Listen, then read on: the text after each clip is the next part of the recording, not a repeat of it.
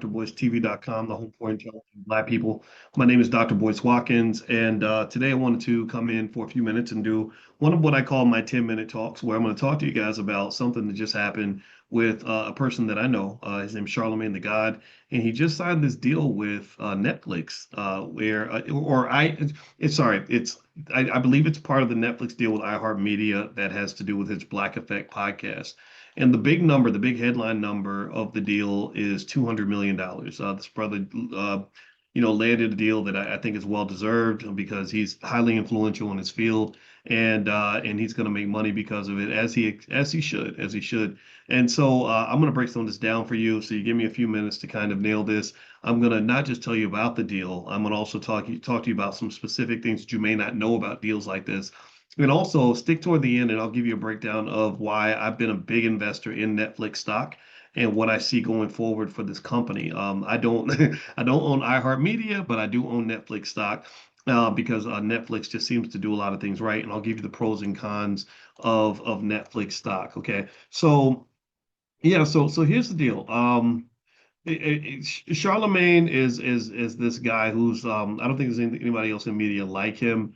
And he is a person that has just accomplished quite a lot in his field. And all that's sort of been rewarded by this recent deal he signed with Netflix, where he's going to apparently get the big number is $200 million.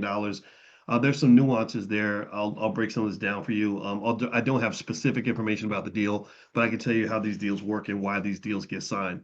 All right, and so this, from what I understand, is part of a bigger situation with iHeartMedia. They're taking about 15 of their top shows off iHeart and putting them on Netflix. So they're going to take a lot of this stuff off of YouTube and put it on Netflix so that you have to watch it there as a subscriber.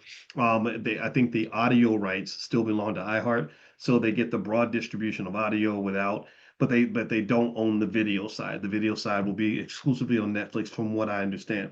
Now, here's a couple things that people don't know about deals like this.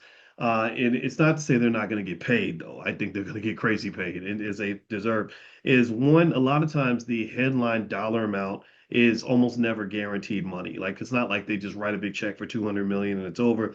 A lot of the number is based on contingencies, the size of the audience, retention, ad targets, whatever it is that they're trying to do, right? So it's not like, so a lot of times what I've seen is that the big number is the attention grabber. That's the thing that makes everybody say, wow. But it's really the fine print that's really the most interesting typically in these deals.